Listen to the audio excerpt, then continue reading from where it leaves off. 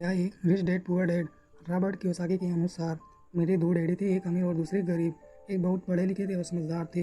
वे PhD थे और उन्होंने अपने 4 साल के अंडर ग्रेजुएट कार्य को 2 साल से भी कम में कर लिया था। इसके बाद वो आगे पढ़ने के लिए Stanford university, university of Chicago तथा नॉर्थ वेस्टर्न यूनिवर्सिटी गए और यह सब उन्होंने पूरी तरह से स्कॉलरशिप के सहारे से ही किया। मेरे दूसरे डैडी 8वीं से आगे नहीं पढ़े थे। दोनों ही अपने करियर में सफल थे। दोनों ने ज़िंदगी भर कड़ी मेहनत की थी। दोनों ने ही काफ़ी पैसा कमाया था, परंतु उनमें से एक पूरी ज़िंदगी पैसे के लिए परेशान होता रहा। दूसरा हवाई के सबसे अमीर व्यक्तियों में से एक बन गया। एक के मरने पर उसके परिवार, चर्च और ज़रूरतमंदों को करोड़ों डॉलर की दौलत मिली। दूसरा अपने पीछे कर्ज छोड़कर मरा। मेरे दोनों डैडी इरादे के पक्के, चमत्कारी और प्रभावशाली थे।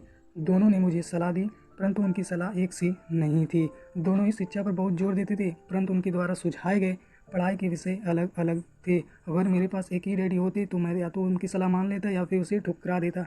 चूँकि सलाह देने वाले दो थे, इसलिए मेरे पास दो विरोधाभासी विचार होते थे, एक अमीर आदमी का और दूसरा गरीब आदमी का।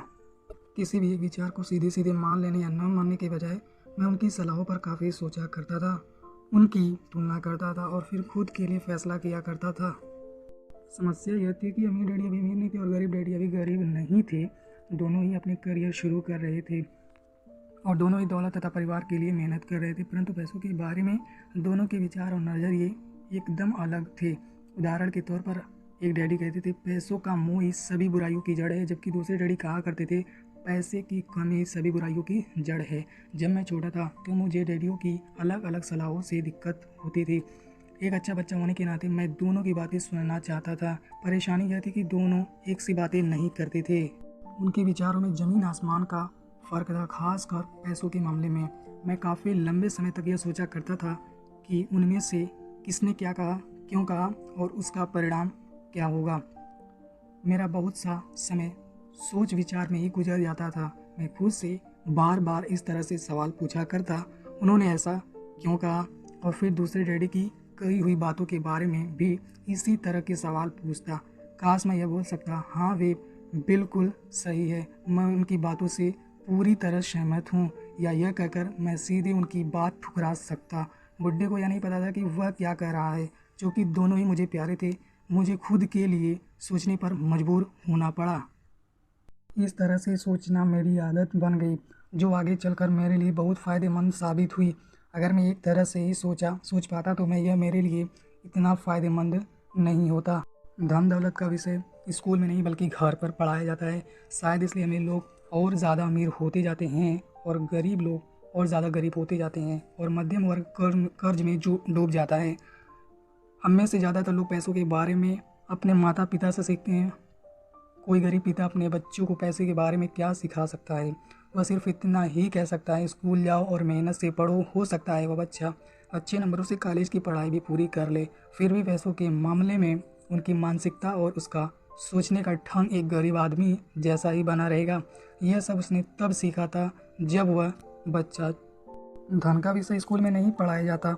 स्कूलों में शैक्षिक और व्यावसायिक निपुणता पर जोर दिया जाता है, न कि धन संबंधी निपुणता पर।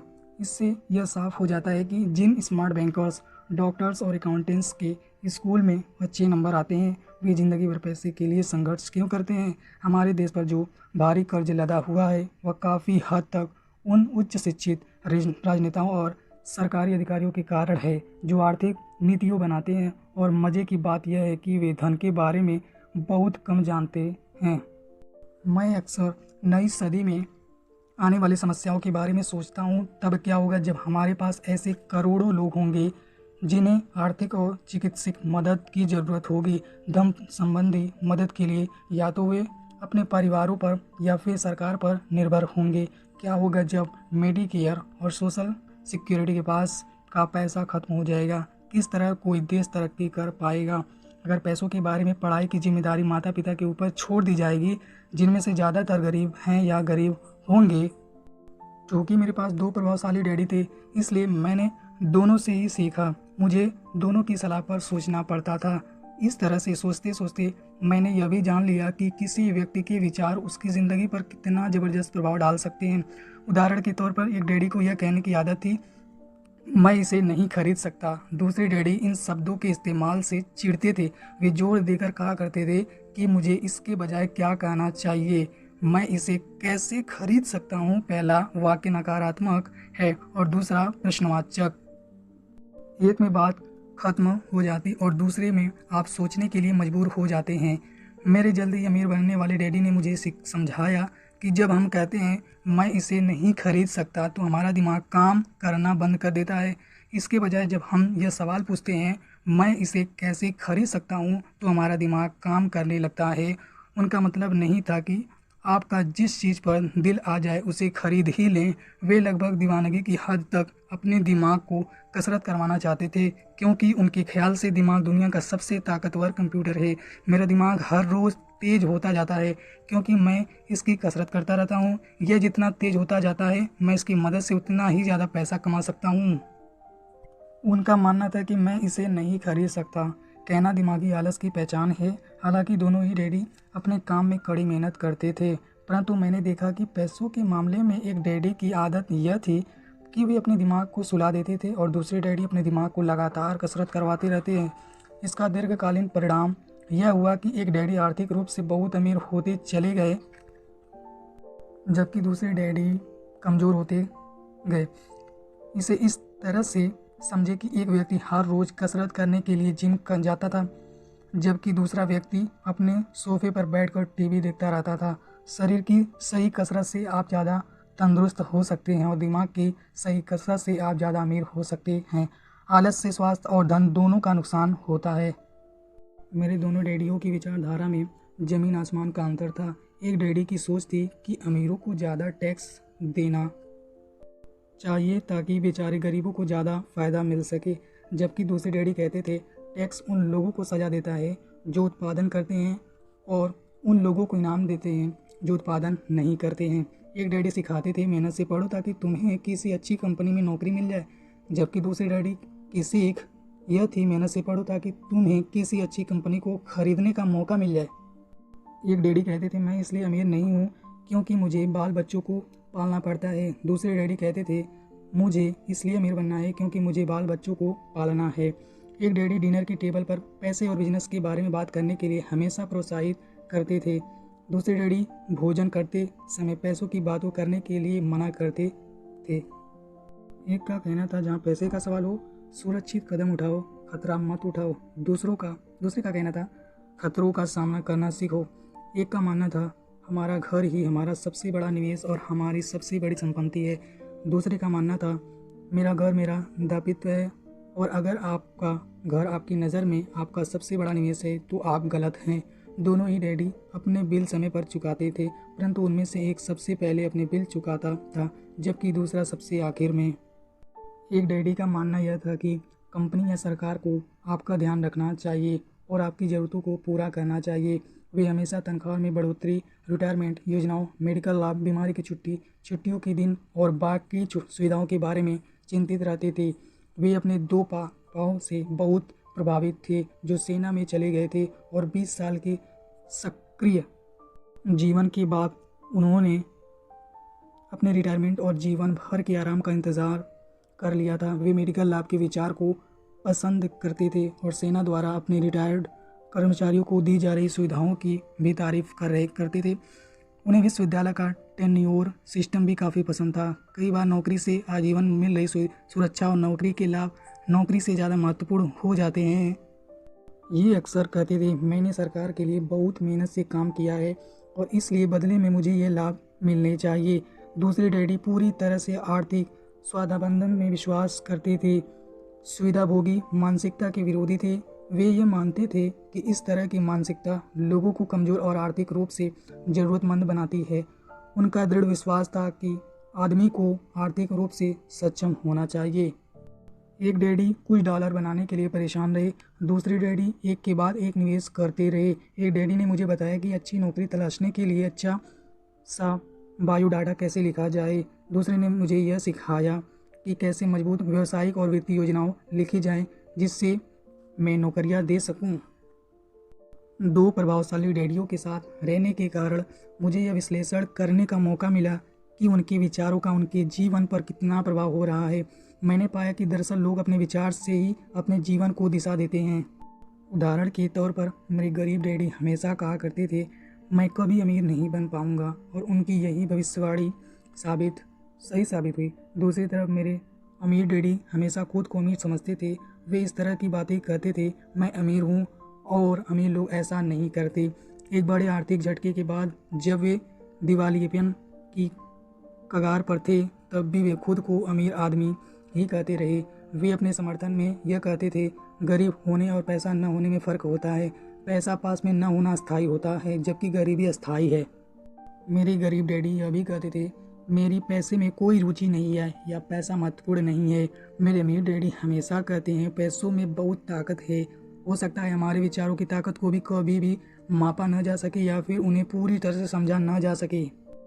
फिर भी बचपन में ही यह समझ गया था कि हमें अपने विचारों पर ध्यान देना चाहिए और अपनी अभिव्यक्ति पर भी। मैंने देखा कि मेरे गरीब डैडी इसलिए गरीब नहीं थे क्योंकि ये कम कमाते थे, बल्कि इसलिए गरीब थे क्योंकि उनके विचार और काम गरीबों की तरह थे।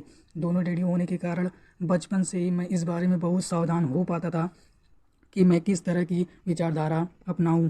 मैं किसकी बात मानूं, अपने अमीर डैडी की या अपने गरीब डैडी की। हालांकि दोनों ही शिक्षा और ज्ञान को बहुत महत्वपूर्ण मानते थे, परंतु क्या सीखा जाए इसके बारे में दोनों ही राय अलग अलग थी।